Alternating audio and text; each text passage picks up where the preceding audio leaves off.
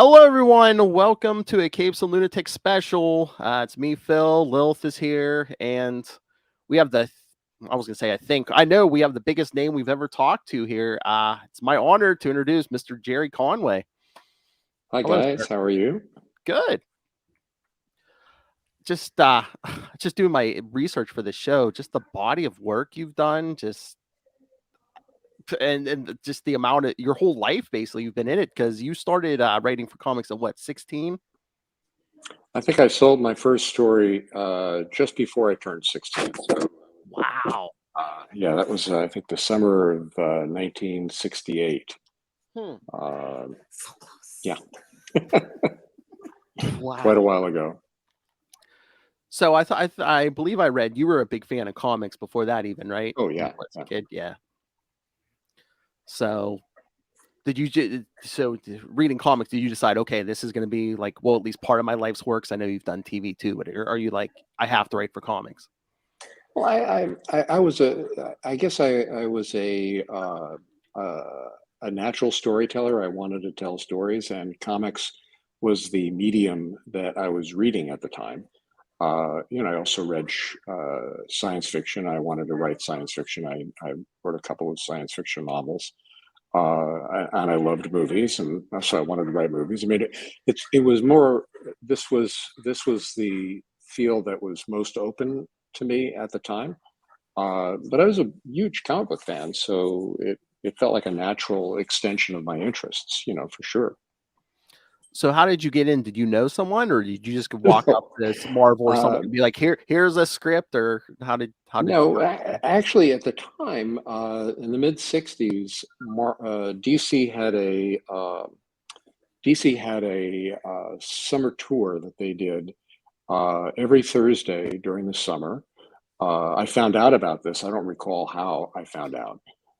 Possibly one of my friends found out. I talked my dad into taking me and a friend to this tour, where I met these two guys. Older guys, Marv Wolfman and Len Wein, who almost immediately after the tour started, they separated and went off and started talking to editors. Well, I continued on the tour, and by the end of it, I realized, oh, if you like move away from the tour, you can go talk to the different editors, and maybe I could, show them my drawings, or talk to them about stories or whatever. So I went back the following week, and I basically made it a practice that summer, which was, I think, the summer of '67, maybe, yeah, uh, or it could have been '66. I don't recall. To go up every summer, every week, on this tour, and then split off and talk to the different editors, and try to start selling them stories. And I kept doing that over the school year. I would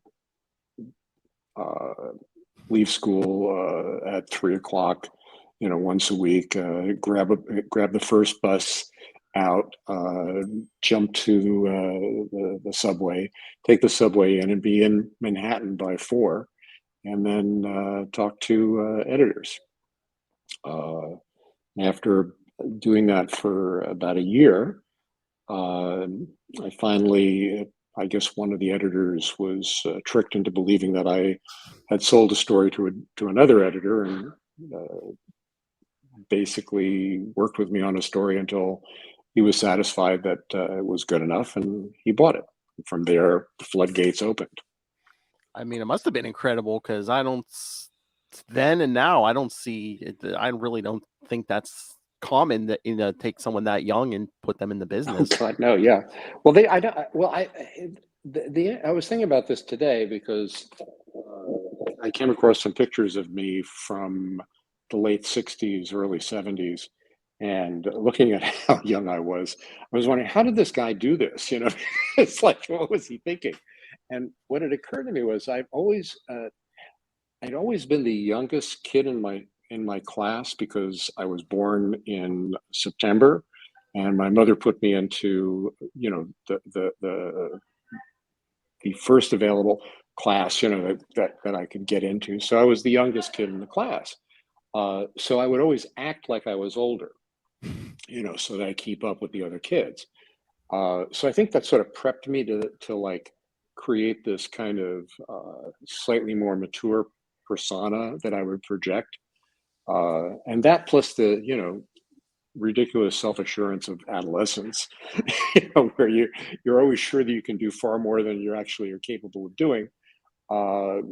Gave me the necessary imagined self-confidence to pursue it, and then to behave as if I actually could handle it.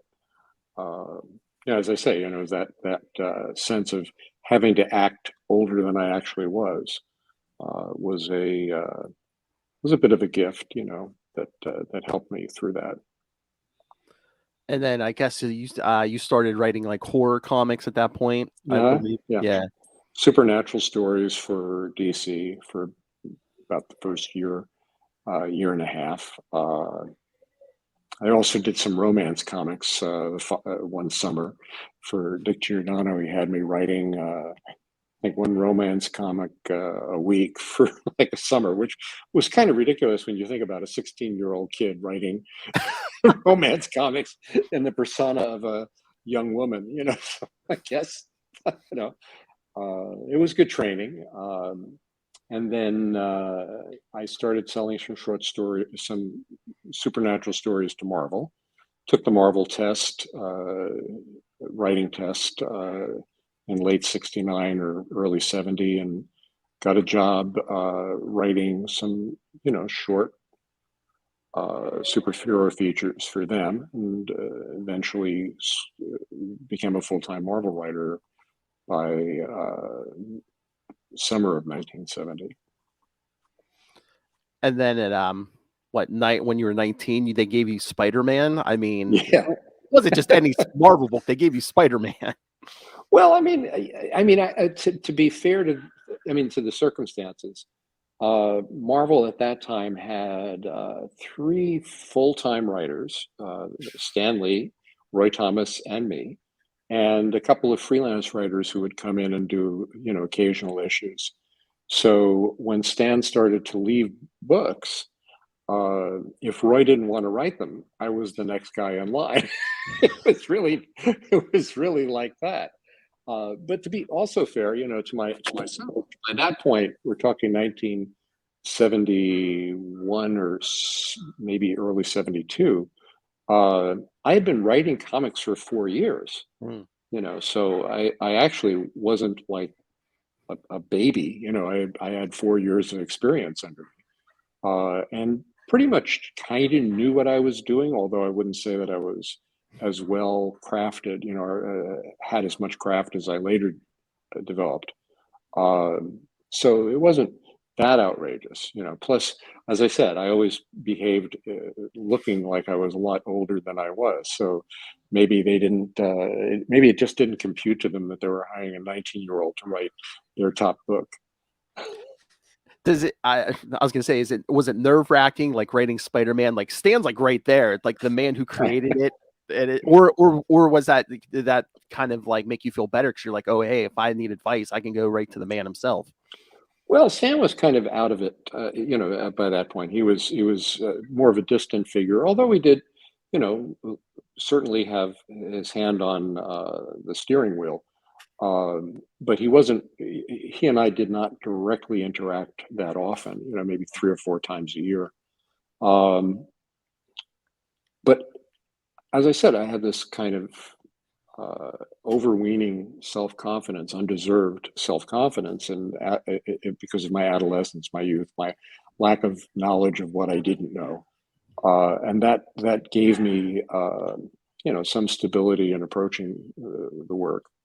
And the other aspect of it is, and I try to remind people of this, Spider-Man at that time was, when I took him over, was only just about to become 10 years old as a character. Now he's, 60 years on, and we're looking at, this major box office champion, and, all this history has arisen around him. But when I took it over, I took Spider-Man over with issue 111. So that's like, we're not Wow. even up into, the full 10 years at that point. And much of the material that I was working with, the stories that I was doing, I had just read a few years before. So it was all fairly familiar to me. It wasn't like I had to dig deep into, this mythology. I had grown up with it. It was as familiar to me as the back of my hand. And no one probably even thought of it, but in hindsight, it was probably a brilliant move because you and Peter Parker at that time were probably around the same age, correct? Yes. Yeah. I had a lot of things in common with Peter, although my girlfriend didn't fall off a bridge. But I did have romantic issues. I had work issues like him. I had issues about trying to find an apartment, that fit me. I was struggling to find my voice, as a human being at age 19. Just coming through, having recently graduated high school, and had some college experience behind me. So there was a lot I had in common with him. We both grew up in Queens. There was his voice and my voice were fairly similar, although I probably wasn't as much of a wisecracker as he was. And I certainly didn't have as much trauma. I mean, I had my own trauma, but not his particular trauma in my life. But I mean, you mentioned Gwen. I mean, that whole thing. What did you have to have talks with anyone before the whole Gwen Stacy and Norman Osborn thing? Because I mean, they weren't like killing characters a lot in the books that back then, right? So, were there any talks Well, about? that was Should we let them do this? as I've said in other cases, in other places. I was, for the first 6 months to a year, I was sort of the junior partner on the book because John Romita, whose name was listed before mine on the credits, had been, with the title for 6 years or something by that point, 6-7 years, and he certainly knew a lot more about story and story structure than I did, and taught me a lot. And he came up with this notion of killing off one of the main supporting cast as a way to remind readers that it's important that you read every issue, and that things matter. In the Marvel universe, there are storylines that have consequences. His thought was to take care of to make the character that we killed off was Aunt May. It was my suggestion to make it Gwen Stacy because I preferred writing Mary Jane. I thought Mary Jane was just a much more interesting character for Peter to be involved with as an equal. Definitely. Someone who would challenge him in ways that Gwen was just not likely to do, based on the character as I had received her from Stan. Lilith, I feel like I'm hogging this. He succeeded in that. I mean, I guess that's the burning question that Phil's always had. What? I'm just trying to let you get through the Marvel stuff because I'm chomping at the bit for the DC stuff. So. Oh yeah. Well, again, the other great big accomplishment of your first run to Spider-Man. I mean, did you basically create the concept of the anti-hero when you created the Punisher? Well, I didn't create the concept. That's pretty early on, yeah. But I brought it. Punisher was was a villain. He was intended to be a villain, but in the style of Marvel villains, he was someone who was more complex than just a mindless bad guy. He had a code that he followed, misguided, but definitely a code. And as a result, that gave him some more depth and potential for fan engagement, reader engagement and empathy. But in those first few years, he was treated primarily as an opponent for Spider-Man. It was only, I think, when we got the black and white books that we did a Punisher black and white magazine format series that featured him as a protagonist, which we did in the black and white form because that was almost like a separate universe. I mean, it was still part of the Marvel universe, but it was treated as something, quote, more adult, or less constrained by the typical good guy, bad guy format of the straight Marvel color books. So it wasn't really until many years after I stopped writing the character that he became purely a protagonist, with the work by Stephen Grant and Mike Zeck, on that Punisher miniseries that they did in the early 80s. Just the There's also complexity. Jackal. You forgot Jackal, Phil. Oh, the Jackal. Yeah. Jackal. Well, heck, Gotta give Jackal his flowers. Lilith, come on. I like Jackal. Oh, yeah. And Lilith, he didn't name him, but he created Ben Reilly. So come on. Not intentionally. Number one fanboy over there.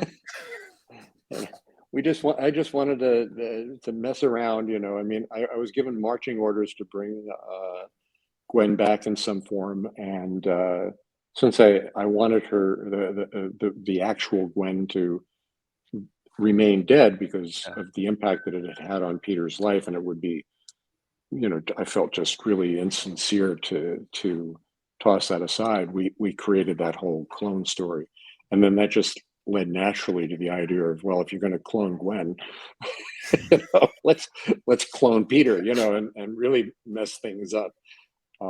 But I would never have predicted that Marvel would take it in the direction that they did years later.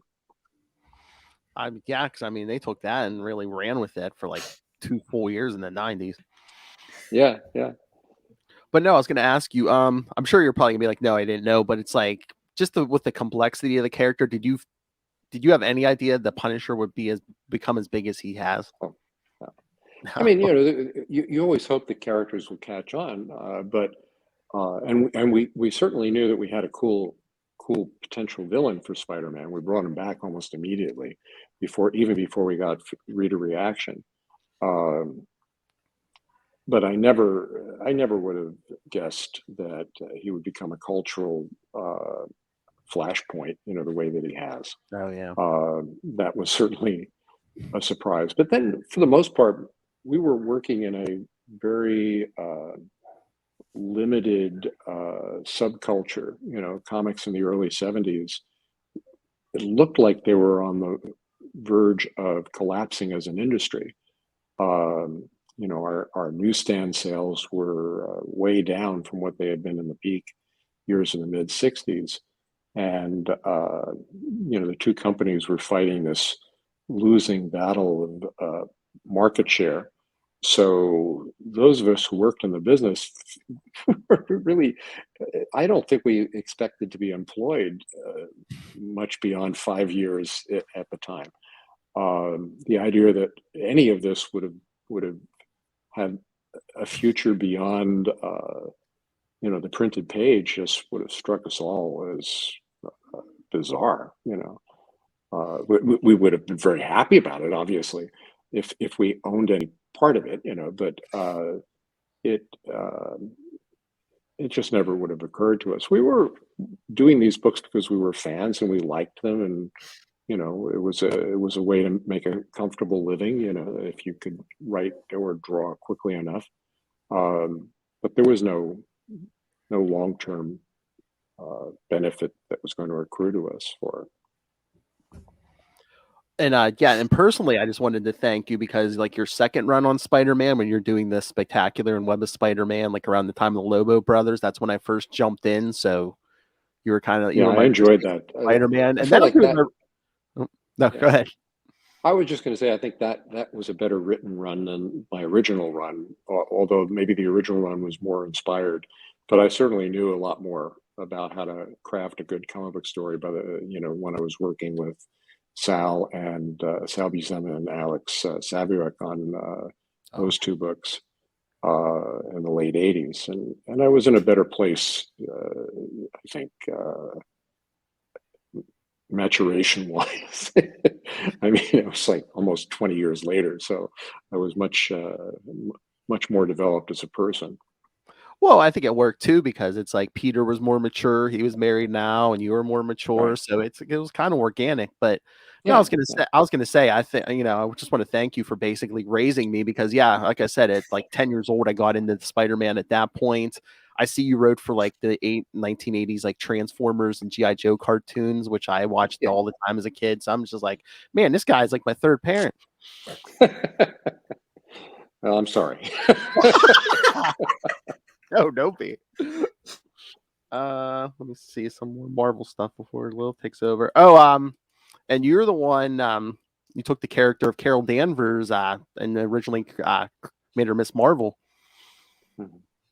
Yeah, So that was part of the an expansion, a line expansion project that Marvel was involved in, and it followed. I think it followed on She-Hulk, I believe. The notion of, okay, we've got all these male characters, we need to develop some female characters that will reach a different audience than our male characters. And I was interested in doing that, because I've written a lot of powerful female characters, and I like them. It's like one of my interests is in writing strong female characters. And when I had that opportunity with Ms. Marvel, one of the ways I wanted it to feel integral and not like with She-Hulk, where it was just like, oh, we'll create this character that is clearly here just to own the property name. It's like that's kind of cheesy. So I looked at Captain Marvel, at his background, the story that introduced him, the early series, and I realized, oh, we have this female intelligence person, this military person, and she, was well in contact with Captain Marvel quite a bit. Maybe there's some way I can, use that to legitimize, this new character, and at the same time, create this little mystery that I was hoping I would, develop, which was the notion that she wasn't aware that she had superpowers, that there was this split personality thing going on. But I ended, as it turned out, I only ended up doing a couple of issues of it, and then Chris Claremont came in and did his piece, and the character, I don't think ever really reached any potential or maturation until Kelly Sue DeConnick, reinvented her as Captain Marvel, and that's really when that character took off. I was like a grandparent rather than any kind of creator. Sort of like putting people together. Saying, "Oh, here, you should meet her."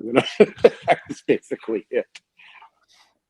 I mean, you've done a lot of good work, but I think on the Marvel side I think have you made the statement that Spider-Man was probably like your favorite thing to work on? Yeah. At Marvel, definitely Spider-Man. I still feel a great affinity to that character. My favorite version of Spider-Man is young Peter Parker, the teen from Queens. But even the older Peter Parker has got some aspects that I enjoy writing. So he's just a fun character to write. And my favorite kind of comic book is one where the characters themselves don't take themselves as seriously, and that there's a recognition of the genuine absurdity, of what we're doing. So I think Peter has always had that, and I refer to him as Peter rather than Spider-Man, because for me it's Peter first, and then Spider-Man is just a persona that he puts on. So I like writing that character. Yeah. Well, All right. I definitely can see your affinity for strong female characters. My favorite thing you ever done was All Star Comics and the creation of Power Girl. Obviously, Oh, as a DC thank fan, you. I absolutely love that. It was just like such a breath of fresh air when I discovered those. I was just like, oh, this works. Much more than like Well, Supergirl, his cousin. Like it was something different and set apart. right. Well, that was the thing is I knew I wanted to do that book, All Star Squadron, with All Star Squad, Super Squad, um, with a younger cast, to introduce, the readers who didn't really know those older characters. Uh, and I wanted to do a version of Supergirl that wasn't going to be like Supergirl, who was at that time treated as a very girly character, at least the kind of girly character that middle-aged men thought women were. And doing Power Girl was sort of like to do something that was opposite to that, where she was fully empowered, took no crap, did not see herself primarily as Superman's cousin, and that's why she's not called Supergirl. She calls herself Power Girl because she wants to differentiate herself from, him. She's not in his shadow. She's her own self. So I was happy with that creation, and it's another character that, like Punisher, other people have done really well, and given her probably more personality and more development than I did in the brief year or so that I worked on the book. You've done so much. There's only so many hours in the day. I did a lot more than I probably should have for many years. I was a workaholic. Well, and that shows, honestly, I like your team dynamic stuff, like with Justice League and stuff like that too. Like that takes a lot. Like it's so many moving parts in a team book, but you do it so well. Mm-hmm. Thank you. Yeah. Well, I mean, do you have are there like any conflicts? Oh, sorry, go ahead. No, you please ask. Like any conflicts that are like thinly veiled that you just kind of like work through in those team books?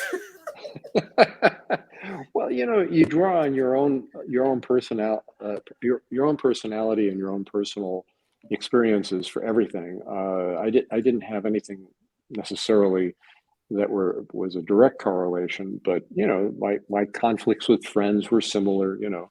I mean, jealousy and ambition and misunderstanding are all part of the common human experience, and that's really what those characters, those group books, give you an opportunity to work with. Doing the Justice League was a lot of fun, partly because it gave me the opportunity to write a lot of characters I really liked as a kid. I'm a big Green Lantern fan, Zatanna fan, fan of the Red Tornado of all people. I just like those characters. So having the opportunity to write the book gave me a chance to play with those characters, and sort of bring the Marvel character approach to the DC plotting approach, which was the kind of merging that I tried to accomplish, where I tried to do stories that were reminiscent or echoing of the kind of stories that I liked in the 60s, which were these kind of puzzle stories, or you've got a big bad and you have to deal with him in a almost an intellectual way, where you have to counter him rather than with a big fight. You have to counter him with some clever solution, or pseudo solution, and then at the same time get to write the characters, the way that Marvel group books would develop their characters. So it was a lot of fun to do. I mean, I think I'm most satisfied long term with the JLA run as storytelling, you know, over a long period of time at DC. You know, that would be the thing I was most satisfied with. That and Firestorm, you know, which Oh, I Firestorm, have yes. Yes. a lot of personal fondness for. Yeah, So that's a that's character that has so much personality. Just chef's kiss on that one. Yeah, I love that character. I mean, every once in a while in a creator's career, you hit a mother lode without really knowing that you've hit it. You know, and it's like, and then afterwards you go, oh yeah, that really works. And that character is one of the instances where I feel like I stumbled upon something inadvertently that works really well, you know, and could be done really well by anybody who approached it with some kind of awareness of what was at work with it. Just like Spider-Man. I mean, anybody who knows what they're doing with Spider-Man, or you know, understands the character in the slightest, can write that character. You know, and that's an easy character to take over. You know, as opposed to somebody like, say, Reed Richards. You know, I mean, how do you write? I've never found anybody who convincingly wrote Reed Richards as a character, because he's not really got much going on, you know, personality-wise. But Firestorm and Spider-Man, Ronnie Raymond with Martin Stein is an easy characterization to get right. Classic straight man and clown dynamic with those two. Well, I mean, it's the adolescent and the adult in our the adult voice in our heads, right? You know, every adolescent goes around with a parent voice somehow in their head, telling them they're not doing it the way they should be doing it, you know, or second guessing them, or they're second guessing themselves. So it just sort of works. And the fact that Ronnie isn't the brightest brightest kid in the class, you know, helps too. But he always means well. He's always trying really hard. And then if that wasn't enough, then you created Jason Todd, the second Robin. I mean, well, I created a Jason Todd, the one that we all know. They have a different one, but yeah. So was that a thing? I gave them the opportunity to kill him off. So that's.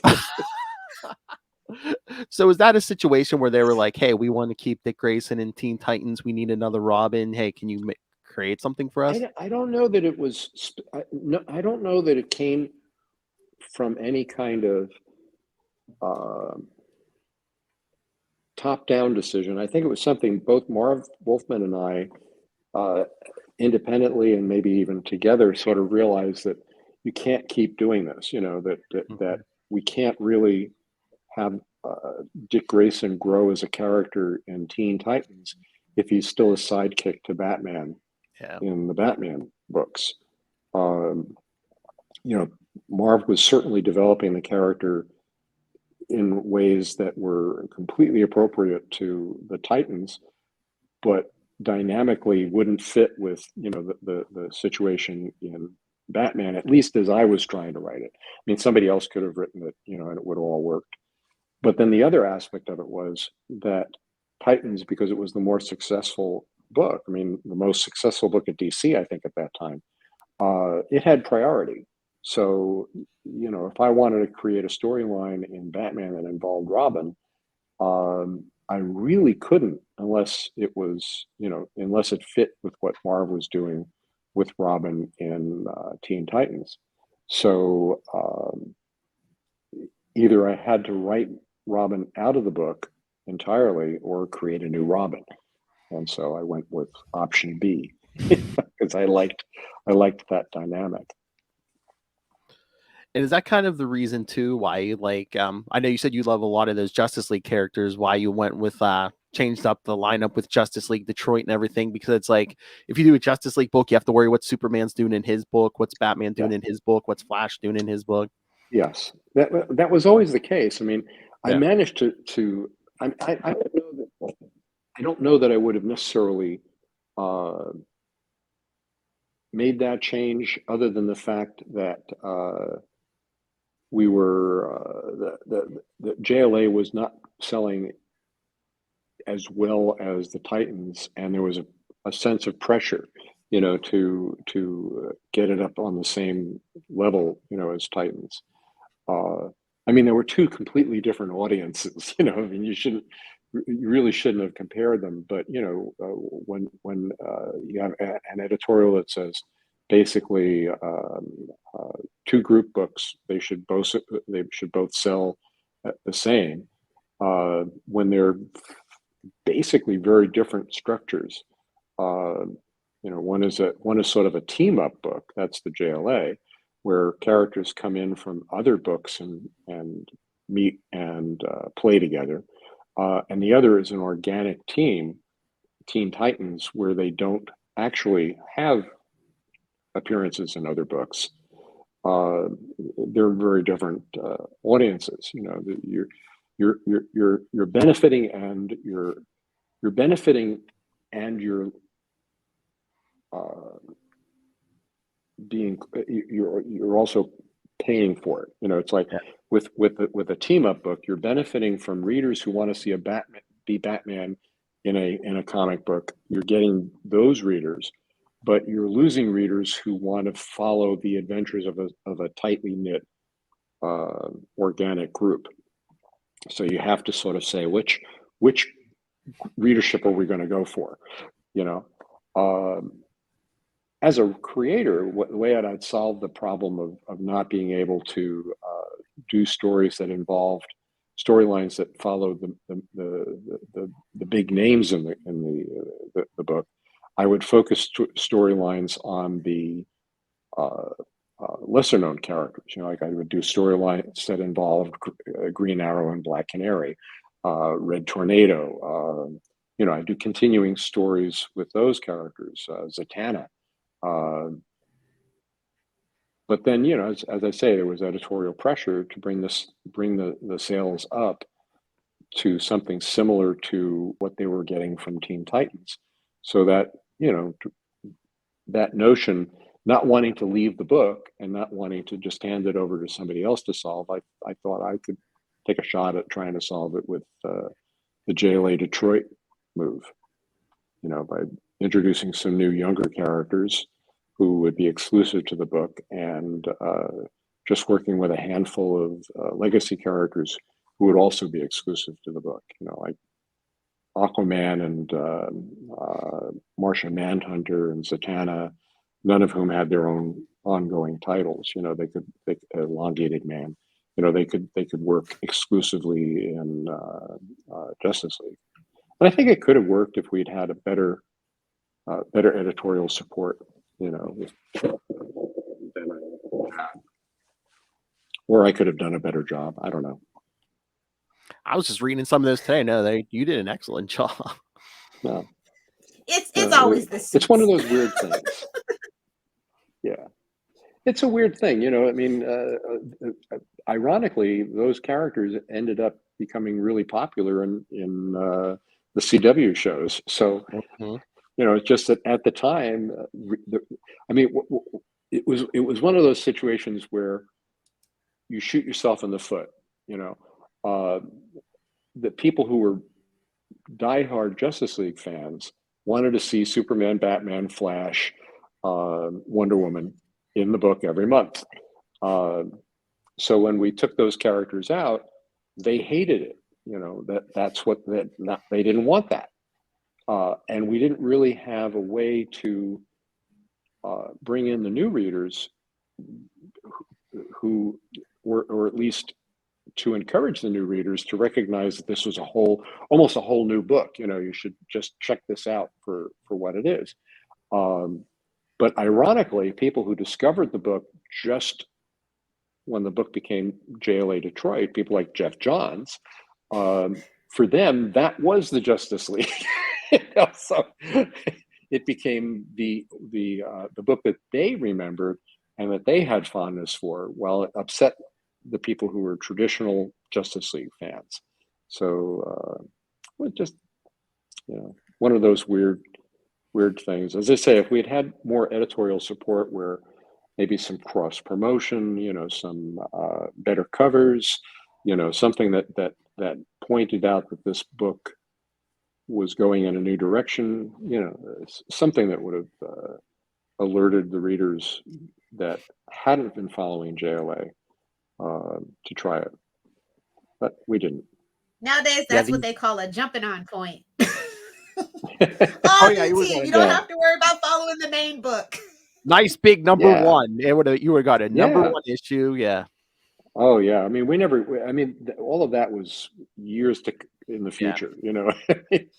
That kind of thinking was years in the future for us. And then to kind of cross this streams here.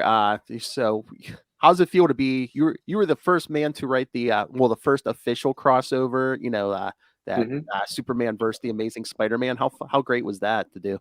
That was great. That was great fun. We were pretty much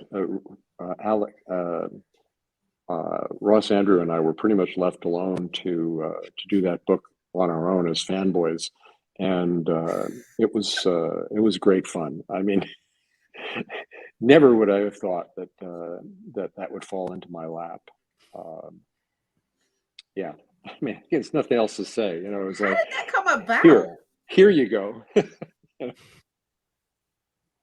There's a story about it on the Roku channel.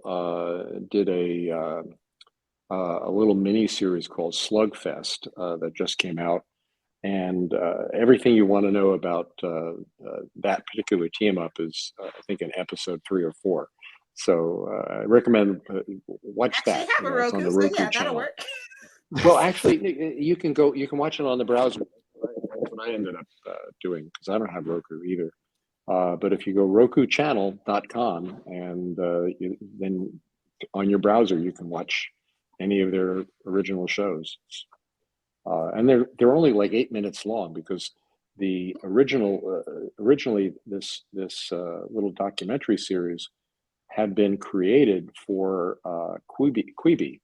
If you remember Quibi from a couple of years ago. Oh yeah. And when that went belly up, Roku bought the rights to all their little shows. So it's actually fairly decent. I mean, it's kind of a clever retelling of some of the stories, although they're not completely accurate, but they're accurate enough. I'm interviewed in it, so it's got to be good. Do you have any more questions, Lilith, or should we wrap this up soon? Yeah, we should definitely wrap it up. Don't want to hold him too much longer, but it's been an absolute pleasure. Just great to have such a living legend here. I know. And you know what you have to do, Phil? You have to get the drop. Oh, okay. Yes. Mr. Conway, can you just say this is Gerry Conway and you're listening to the Capes and Lunatics podcast? Sure. This is Gerry Conway and you're listening to the Capes and Lunatics podcast. Thank you, sir. That was perfect. You're welcome. All right. Yeah, once again, thank you. I've been looking forward to this for a long, long time. I'm like, I need to talk to him. So yes, you've made it. You've crossed off a big thing on my to-do list. Thank you so much, sir. Thank you. It was a lot of fun. Thanks. And thanks you both for your questions. Oh, but before you leave, is there anything you want to promote? Do you a website or anything? Or I'm on Twitter. Where anybody who wants to be annoyed by grumbling old man, can follow me. Just Gerry Conway. All right. Thank you, sir. The great Gerry Conway. Thank you so much. You guys. Take care.